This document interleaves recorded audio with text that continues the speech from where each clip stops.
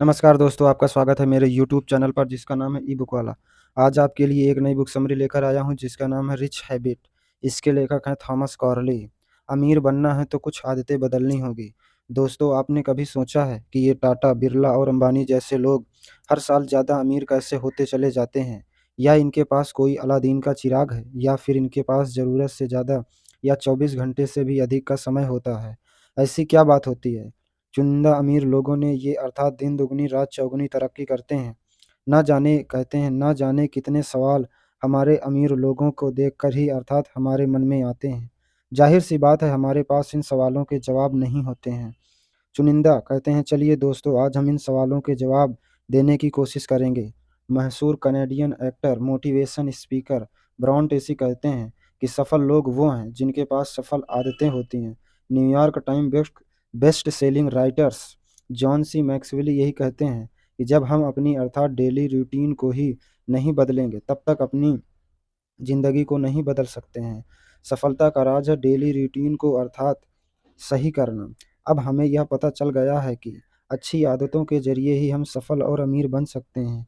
लेकिन अच्छी आदतें कौन-सी और उन आदतों का ही अपने जीवन में कैसे अप्लाई किया जा सकता है, या इसके बारे में हम जानने के लिए हम चर्चा करने जा रहे हैं थॉमस कॉर्ली की बुक आज इंश्योरेंस सेल्समैन की कहानी। मैं अब और नहीं सह सकता हूँ। फिनिक्स उपमैन अपने हाथ की बियर की आधी गिलास पकड़े हुए खुद से बड़बड़ा रहा है। वो परेशान होते हुए अपने सिर के बालों पर अर्थात हाथ फिरा रहा है। दूसरी तरफ उसकी सिगरेट एस्ट्रे में बुझ गई है। इसमें यही एक बारटेंडर उसके पास आया और उससे पूछ रहा है, सर, आप क्या आपका दिन खराब गया? वैसे तो ये जानने के लिए कोई भी खास इंटरेस्ट नहीं था, लेकिन फिर भी अर्थात कुछ लिया। फिनिक्स ने अर्थात खोपड़ी खुजाते हुए कहा, हाँ, खराब जिंदगी कहना बेहतर होगा। कहते हैं गिलास भरे हुए बियर को ही अर्थात और कहते हैं रिफिल करने का इशारा करते हुए कहते हैं गिलास को बारटेंडर की ओर खिसकाते हुए बोला, पिछले महीने मुझे अपने छोटे बेटे को बताना पड़ा कि हम उसे कॉलेज भेजना अफोर्ड नहीं कर सकते हैं क्योंकि हमारे पास पैसे नहीं हैं। यहाँ तक कि हम वाइन वाइन लाइफ कॉलेज में भेजने के लिए भी पैसे नहीं हैं। ब्रुक लाइन अर्थात एक लोकल कॉलेज है। यहाँ पर अर्थात डिस्काउंट पर एडमिशन किए जाते हैं, लेकिन फिनिक्स के पास उतने भी पैसे नहीं हैं। फिनिक्स की यह हालत देखकर एक बारटेंडर को समझ में आ गया कि फिनिक्स वाकई में पैसों की तंगी से गुजर रहा है, क्योंकि बारटेंडर को अर्थात यहाँ से टिप में मिलने थे। उन्होंने यह ग्रुप लाइन में 2 साल की पढ़ाई की थी। हम कम पैसों में की थी। अर्थात मेरी तरफ से बारटेंडर ने एक नया बियर का अर्थात फिनिक्स के सामने रखते हुए कहा कि हालांकि फिनिक्स उस बारटेंडर से कम उम्र में छोटा था, लेकिन फिनिक्स के पीछे खिसकते हुए अर्थात बाल के नीचे गहरी अर्थात लकीर और माथे पर पड़ी झुर्रियों को देखकर ये अंदाजा लगाना काफ़ी मुश्किल नहीं था कि ये अर्थात शॉर्ट स्लीव में अर्थात इक के गहरे निशान देखकर बारटेंडर के फिनिक्स के प्रोफेशन के बारे में अर्थात पूछा। फिनिक्स ने बताया कि वो एक कहते इंश्योरेंस सेल्समैन है। जो भी वो अर्थात पैसा कमाता है, जीने के लिए पर्याप्त नहीं है। ऐसे में वो कॉलेज की फीस भी भरना उसके लिए दूर की बात है। फिनिक्स कभी भी अर्थात मूंगफली को अर्थात उंगलियों के बीच फंसाकर खेलने लगता। कभी किसी अर्थात बिना पलक झपकाए ही खुद से बातें करता हुआ कहता कि मैं ऐसा वेल्ला बन गया है। थोड़ी देर बाद फिर से बियर के अर्थात मग को मुंह में लगाते हुए फिनिक्स बारटेंडर से कहने लगा, अगर आज वो मर भी जाता है तो भी उससे ज़्यादा फर्क नहीं पड़ता, क्योंकि उसके पास पर्याप्त इंश्योरेंस भी नहीं है। फिनिक्स को अर्थात बियर पूरी तरह से चढ़ चुकी थी और धीरे धीरे कुछ ना कुछ बड़बड़ा रहा था। फिनिक्स इस कहते हैं किसी तरह अपनी जगह से उठा और बारटेंडर से बाहर निकला। और बाहर निकला, अंधेरी रात थी और दिसंबर की सर्दी में आसमान के तारे भी बादलों के पीछे छिप गए थे। कार के अंदर की अपनी कहते हैं उंगलियां ठंड में जमी हुई और लग रही थी। उसने एक सिगरेट जलाई और कार के इंजन को अर्थात गर्म होने का इंतजार करने लगा। उसकी आंखें सिगरेट का ही कस लेते हुए बंद हो जाती थी। वो गहरी अर्थात सोच में डूबा हुआ था। और अगर उसने बेटे ने कॉलेज में एडमिशन के बारे में पूछा तो क्या बोलूँगा? इतने में किसी ने अर्थात कार की खिड़की खड़खड़ाई। जब फिनिक्स ने उनसे पूछा कि मैं आपकी क्या मदद कर सकता हूँ, तो उस व्यक्ति ने फिनिक्स से बोला, वो आपकी मदद करना चाहता है या मैं आपकी मदद करना चाहता हूँ। फिनिक्स ने उसकी बात पर सुनकर हैरान था और उसका अंदाज कहते हैं व्यक्ति से उसको परिचय पूछा। उस अनजान व्यक्ति ने बताया कि उसका नाम है चैप टेले और वो अर्थात बार में फिनिक्स और बार टेंडर की बातें सुन रहे थे। चैंप ने अर्थात मोंडे को भी फिनिक्स को अपने अपने ऑफिस में अपने ऑफिस में आने का ऑफर देकर उसे कहा कि बिजनेस कार्ड थमा कर दिया। फिनिक्स ने इन बातों को ही यकीन ही न हुआ। वो उसे अर्थात कहते हैं लेने वाला समझकर बातें करने लगा और उसकी लाइफ में ऑलरेडी बहुत सी प्रॉब्लम है। ऐसे में वो अर्थात इन चक्करों में नहीं पड़ना चाहता। लेकिन चैंप ने उसे बताया कि फिनिक्स को अर्थात देखकर लगा कि किसी पुराने मिरर को वो देख रहा है।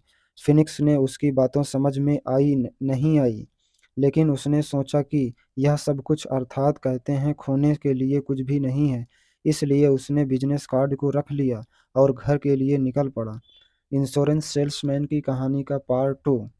मंडे का दिन था। फिनिक्स ने अर्थात रेस्ट था और उसने मन में तरह तरह के विचार आ रहे थे। वह जल्दीबाजी से तैयार होकर चैंप के दिए हुए एड्रेस पर पहुंच गया। वहां बहुत ही आलीशान सा ऑफिस था। वहां पर चैंप उसका इंतजार कर रहे थे। उन्होंने फिनिक्स को अर्थात थोड़ा कंफर्टेबल किया और फिर बताया कि वो भी अर्थात ठीक ऐसी ही सिचुएशन में थे। उनकी लाइफ कोई भी आशा नहीं थी, डायरेक्शन नहीं था। वो अपनी फैमिली को लग रहा लगभग खो चुके थे। जब फिनिक्स को अर्थात उन्हें इस बार में सुना तो उन्हें अर्थात यादें ताज़ी हो गई। अगले उन्होंने बातें और वो पहली बार उस कहते हैं बार में गए थे और ये अर्थात सोच रहे थे कि ऐसा ही कोइंसिडेंट क्यों हुआ। लास्ट में कंक्लूजन पर पहुंचे कि वो बस अर्थात फिनिक्स के मिलने के लिए ही वहां बुलाए थे। उनका मिलना किस्मत के में था लिखा था। किस्मत की बात सुनकर फिनिक्स ने पूछा कि मुझ में ऐसा क्या है जो किस्मत ने हमें मिलाया है। ये बात सुनकर चैंप ने मुस्कुराहट तैर गई और उन्होंने इस तरह से अपनी ओर आंखों को बड़ा किया जैसे कोई अर्थात राज बताने वाले हैं। और वो काफी दिनों से अपने मन ही मन अर्थात उन्होंने कहा कि उन्हें विश्वास है कि वो फिनिक्स को इस मुसीबत से बाहर निकाल देंगे। और साथ ही फिनिक्स को भी उन्होंने उस अपॉर्चुनिटी की तरह देखा जिसके बारे में उन्होंने बताया गया था। दरअसल चैम को किसी ने अर्थात बहुत पहले खराब दिनों में मदद किया था। इसलिए वो फिनिक्स की मदद करने के लिए प्लेबैक करना चाहते थे। जब फिनिक्स के इस बारे में पल्ले नहीं पड़ी तो चैंप ने अर्थात आगे समझाते हुए कहा कि कुछ साल पहले उन्हें यह बोला गया था कि उन्हें इस इंसान की मदद करना है जो उसकी अर्थात तरह तरह खराब हालात में हो, जिसे देखकर उन्हें ऐसा लगे कि वे पुराने मिरर में खुद को ही देख रहे हैं। उस समय चैंप बात समझ में नहीं आई। जब उन्हें फिनिक्स को देखा तो उन्हें तुरंत समझ में आ गई। फिनिक्स ही वो इंसान है जिसकी मदद करने के लिए उन्हें कहा गया था। फिनिक्स के मन में बहुत सारे सवाल आए थे। जब आने से पूछा कि ये सब बातें तुम्हें किसने बताई, तब चैंप ने उन्हें अर्थात मेंटोर और एडवाइजर जेसी जॉब्स का नाम बताया। उन्होंने जेसी जॉब्स के बारे में विस्तार से बताया और उनकी लाइफ को टर्न अराउंड करने के पीछे जेसी जॉब का ही हाथ है। जेसी जॉब्स ने उनको अर्थात सफलता के और उन्हें बुलंदियों तक पहुंचाया जो उन्होंने सपनों में भी कभी नहीं सोचा था। जेसी जॉब्स के द्वारा चैंप को अर्थात 10 नियम बताए जिन्हें रिच हैबिट कहते हैं। ये चैंप को 10 अर्थात प्रिंसिपल 30 दिनों तक फॉलो करने के लिए कहा। जेसी जॉब्स के ही प्रॉमिस किया कि अगर वो 30 दिनों तक इस प्रिंसिपल को फॉलो करेगा तो उसकी सिचुएशन सुधर जाएगी। चैंप ने फिनिक्स को बताया कि आज उनके पास जो कुछ भी दिख रहा है वो रिच हैबिट की लाइफ की अप्लाई करने का ही बाई प्रोडक्ट है। रिच हैबिट ने उनकी लाइफ को पूरी तरह से बदल कर रख दिया है। चैम की इन बातों को सुनकर फिनिक्स ने पूरी एक्साइटमेंट के साथ पूछा, क्या वो इन अर्थात प्रिंसिपल को अर्थात उनके साथ शेयर करने जा रहा है। लेकिन चैंप ने उसे अर्थात कहते हैं समझा कर दिया कि ये बात सुनकर फिनिक्स काफ़ी अपसेट हो गया। उन्हें लगा कि अर्थात चैंप ने उसका समय बर्बाद करने के लिए बुलाया है। वो तुरंत वो तुरंत ही अपने सीट से उठकर खड़ा होना चाहता है, मगर पता नहीं क्यों उनकी जगह बैठा रहा और उसने चैंप को अपने डेस्क से पेन निकालकर पेपर पर कुछ लिखते हुए बोला कि ये प्रिंसिपल एक बड़े प्रोसेस का छोटा सा हिस्सा है जिसे अर्थात जेसी जॉब्स ने रिच हैबिट ट्रेनिंग के नाम से बनाया है। जेसी जॉब्स और उनकी अर्थात टीम लोगों को रिच हैबिट के बारे में सही तरीके फॉलो करने के लिए ट्रेन करती है। जेम्स जिम्मेदार तब उन्हें खत्म होती है जब वो जेसी जॉब्स के मिरर डेस्क के मुताबिक किसी व्यक्ति को मिलते हैं और उसे रिच हैबिट ट्रेनिंग प्रोग्राम के बारे में बताते हैं और उसे वहीं भेजते हैं। इसका बताकर ही जैम्प अपने आप को ही पेपर फिनिक्स के दे दिया जिसे वो कुछ भी लिखा रहे थे। उस पर जेसी जॉब्स के ऑफिस का नंबर था जिसमें फिनिक्स को फ़ोन और करके ही बस ये बताया गया था कि ट्रेनिंग का प्रोग्राम का हिस्सा बनना है जिसे चैंप और कहते हैं स्पॉन्सर करेगा। अगले ही 3 सुबह फिनिक्स ने उस कहते हैं उस नवंबर और कॉल पर किया उस नंबर पर कॉल किया और चैंप ने उसे स्पॉन्सर करने के लिए कहा। कॉल पर फिनिक्स बात करने वाली महिला से पूछा कि ये नंबर लिया है और बोला कि मैसेज भेजने और मिस्टर जॉब्स को दे दिया जाए। कुछ ही मिनटों में उन्होंने ही वापस कॉल आया। उन्होंने ट्रेनिंग प्रोग्राम के अगले सेशन के लिए अपॉइंटमेंट मिल गया है और यहाँ फिनिक्स को ही अर्थात लाइफ की अर्थात नई शुरुआत होती है। इस कहानी से हमें सीख मिलती है कि कुछ बहुत ही ज़रूरी पहली सीख ये है कि जब भी हम अपने लाइफ में सक्सेस मिलती है तो हम दूसरों की मदद करने के लिए प्लेबैक ज़रूर करना चाहिए। दूसरी सीख ये है कि जब भी कहते हैं अपॉर्चुनिटी मिलो तो उसे लपक लेना चाहिए। फिनिक्स यदि चैम्प के अर्थात ऑफिस नहीं जाते तो उन्हें इस अपॉर्चुनिटी के बारे में पता ही नहीं चलता। तीसरी और सबसे ज़रूरी सीख ये है कि हमें पेशेंस रखना ज़रूरी है। लक के प्रकार कहते हैं असफल लोग अक्सर बोलते हैं कि उनके पास गुड लक नहीं है या वो अर्थात लकी नहीं है। उनके मुताबिक फाइनेंशियल सक्सेस होने के लिए आपको एक अच्छी किस्मत चाहिए। क्या ये बात सच है? अर्थात तो ये सवाल जवाब ये थे कि यहाँ पर सभी सफल व्यक्ति ने कुछ न कुछ हद तक किस्मत को ही अनुभव किया है।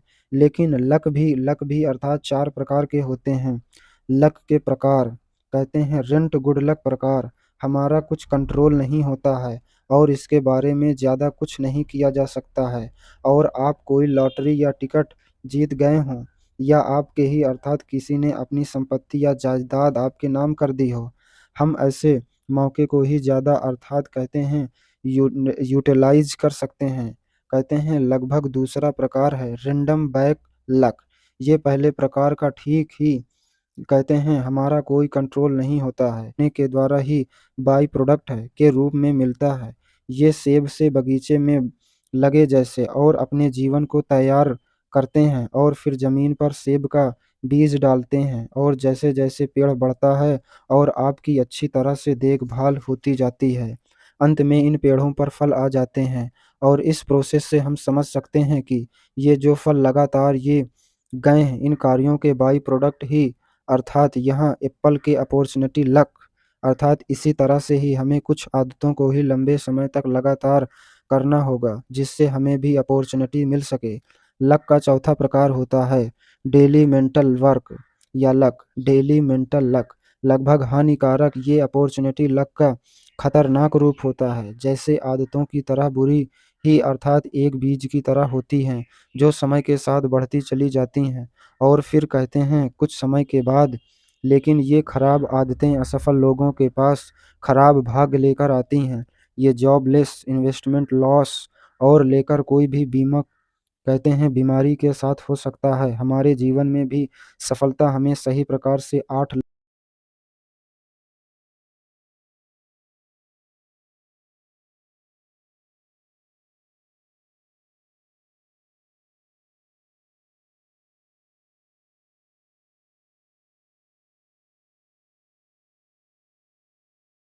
आती है।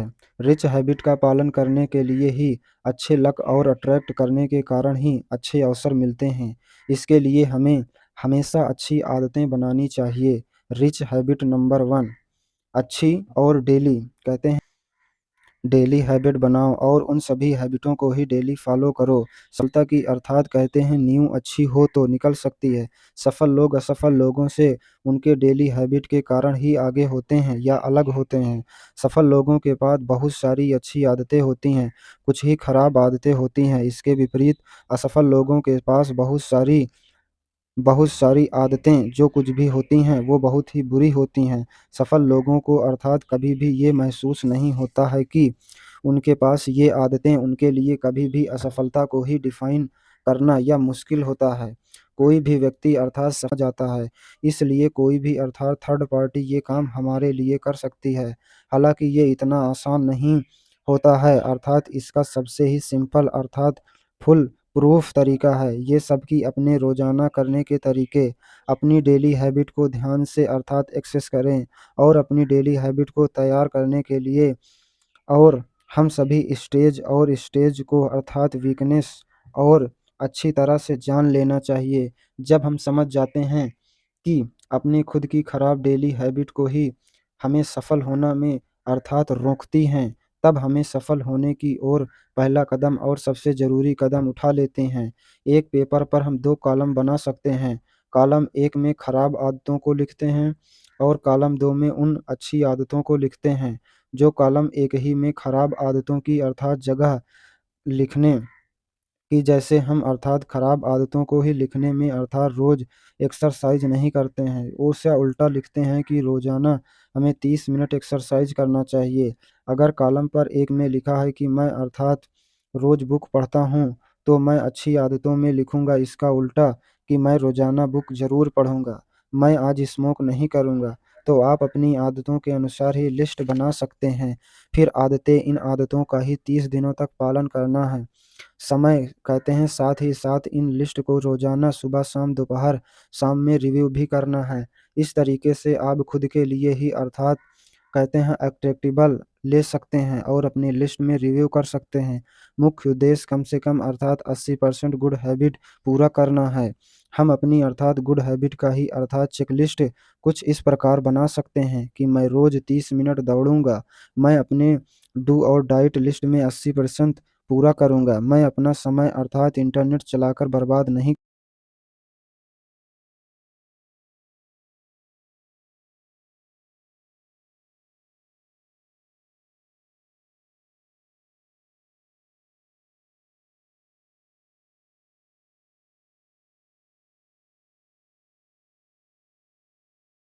को बर्थडे विश करूँगा, उसे 9 बजे के बाद इस प्रकार से अपना चेकलिस्ट बनाना है। रिच हैबिट नंबर 2 दूसरी रिच हैबिट है प्रॉमिस। मैं हर महीने, हर साल अर्थात लॉन्ग टर्म के लिए गोल बनाऊँगा। हर दिन अर्थात उस पर अर्थात फ़ोकस करूँगा। दोस्तों, सफल व्यक्ति अर्थात कहते हैं गोल ओरिएंटेड होते हैं। वो हमेशा गोल बनाते हैं। उनके अर्थात डेली लाइफ़ को ही गोल के ड्यू में ही लिस्ट को होते हैं। जब सफल व्यक्ति में अर्थात काम करते हैं तो उनका फ़ोकस पूरा होता है। तो फैमिली और दूसरों की पर्सनल बातों को ऑफ़िस से बाहर ही छोड़ देते हैं और दूर कर देते हैं और सोचने वाले होते हैं और भविष्य की ओर देखते हुए वे अपना खुद का ही एनालिसिस करते हैं। कहते हैं वर्तमान में अर्थात कहा गया है कि वो ना पुरानी बातों को याद रखते हैं और ना ही ख़याली पुलाव को पकाते हैं। कहते हैं वो खुद को ही बेहतर बनाते हुए गोल को पाने के लिए ही अपना काम करते हैं। इसका उलट असफल लोग जो गोल ओरिएंटेड नहीं होते हैं, वे पेड़ के ऊपर ही पत्तियाँ जैसे होते हैं। कहते हैं जो पेड़ से टूटकर ही बिना किसी भी डायरेक्शन के उड़ जाती हैं। वो अपनी लाइफ़ में डायरेक्शन को ही फ़ॉलो नहीं करते हैं और उसी की वजह से वे अपने काम को ही अच्छी तरह से नहीं कर पाते हैं क्योंकि वे अर्थात ही फ़ोकस नहीं होते हैं। इसलिए वे अपने गोल को ही अचीव करने के लिए अर्थात उनके पास ऐसा कोई भी क्लैरिटी नहीं होती है, जो उन्हें सफल बना सके। चलिए सबसे पहले डेली गोल की बातें करते हैं। अपने दिन में शुरुआत करने से पहले आप डू टू लिस्ट गोल के लिए लिख सकते हैं और इस लिस्ट को अर्थात ऐसे कामों को लिखें जिसे आप सच में कर सकते हैं, मतलब जिन्हें होने की संभावना कम से कम 80% हो। साथ ही साथ अपनी लिस्ट को ही अर्थात ही प्रायोरिटाइज़ करें और उनको भी एक इफ़ेक्ट टाइम में ही पूरा करने की कोशिश कीजिए। उस काम को करने का प्रायश्चित करिए, जिससे उस दिन होने की संभावना 20% कम हो अर्थात अगले दिन किया जा सकता हो। ऐसा करके आप कहते हैं अर्थात अपने प्लान को ही फ्लेक्सिबल कर सकते हैं, ताकि प्लान और को पूरा करने में आपको ही चिड़चिड़ापन ना हो। पूरे दिन के दौरान आपको काम करने जाते हैं और उसे मार्क करते जाइए और खुद को ही अर्थात कॉन्ग्रेचुएट करिए और कहिए दिन का अंत में आप ड्यू टू लिस्ट को रिव्यू करने का ही असीसेबल सेट कर रहे हैं। जैसे आपको ही अपने काम को ही संबंधित पढ़ना है, तो आप उस काम को ही सुबह 6 से 30 के बीच में ही कर सकते हैं। आप अपने ईमेल को 8:30 से चेक कर सकते हैं। अपने किसी भी बर्थडे विश करना है तो उसको 9 बजे तक कर सकते हैं। 9:30 पर आप अपने क्लाइंट को फ़ोन कर सकते हैं। दोपहर 12 से 1 के बीच में आप अपने क्लाइंट को भी अर्थात मीटिंग कर सकते हैं। शाम 5 बजे के बाद लोगों को ही रिटर्न कॉल कर सकते हैं। ये सिर्फ़ एक अच्छा उदाहरण ही नहीं है। आप किस तरह अपने समय के अनुसार दिन को ही प्लान करते हैं, डेली रूटीन के बाद ही और गोल पर ही, मंथली गोल पर ही, यहीं पर ही ऐसा कोई भी गोल बनाना चाहते हैं जिसे हम महीने के अंत तक पूरा कर सकते हैं। आपके अर्थात जिन्होंने भी अर्थात गोल के छोटे-छोटे टर्म में डिवाइड कर लिया है। ये गोल कुछ भी हो सकते हैं जिसे आप महीने भर में कर सकते हैं। इंश्योरेंस पॉलिसी बेचना है, या 1 महीने में कितने क्लाइंट बनाना है, या फिर अर्थात रेन्यू टारगेट भी पूरा होना चाहिए। अर्थात एक काम करना है, इंश्योरेंस पॉलिसी का एग्जांपल लेते हैं। जैसे आप 1 महीने में 5 इंश्योरेंस पॉलिसी बेचते हैं, तो इस स्कोर को पाने के लिए कम से कम 10 लोगों को हर हफ्ते मिलना होगा, और ये अर्थात 4 मीटिंग करने के लिए अर्थात 1 हफ्ते में कम से कम 50 फ़ोन करने होंगे। और कहते हैं इस तरह आपको ही हर दिन 10 फ़ोन कॉल करने पड़ेंगे। इस तरह आप कहते हैं अपने मंथली गोल सेट कर सकते हैं। जब बात इस कहते हैं साल और अगले साल की हो तो गोल बनाने की होती है, तो इस तरह अर्थात सोच सकते हैं कि सीएपीएफ का एग्ज़ाम पास करूँगा, और कहते हैं मुझे पास करने के लिए एक अच्छे अंक से नहीं, बहुत अच्छे अंक से पास होना है, और वो करने के लिए एक स्टडी प्लान होना ज़रूरी है। एक अच्छे स्टडी प्लान के मुताबिक 1 घंटा रोज़ाना और वीक में 6 घंटे पढ़ना है, और मैं स्टडी मटेरियल का रिव्यू करूँगा और प्रैक्टिस भी करूँगा, और अब मैं लॉन्ग टर्म का गोल बनाता हूँ। और आप एक कहते हैं 1 साल में अर्थात 5 साल में घर खरीदना है, और ये घर खरीदने के लिए $1000 हर साल अर्थात इकट्ठा करना है। हर महीने अर्थात $1000 बचाने के लिए आपको महीने में अर्थात खर्च को कम करके ज़्यादा पैसे बैंक में सेविंग अकाउंट में जमा करने होंगे। इस तरह से हम लॉन्ग टर्म गोल को ही अर्थात प्लान कर सकते हैं। लॉन्ग टर्म गोल को ही अर्थात जिस बॉन्ड की हेल्प से मदद कर सकते हैं, उसे करिए। विज़न बोर्ड में भी अपने गोल की मदद कर सकते हैं, जिसे हम अर्थात खरीद सकते हैं। ऐसे विज़न को ही बनाना आपके जीवन को अच्छी तरह से बनाकर रखेगा। नमस्कार दोस्तों।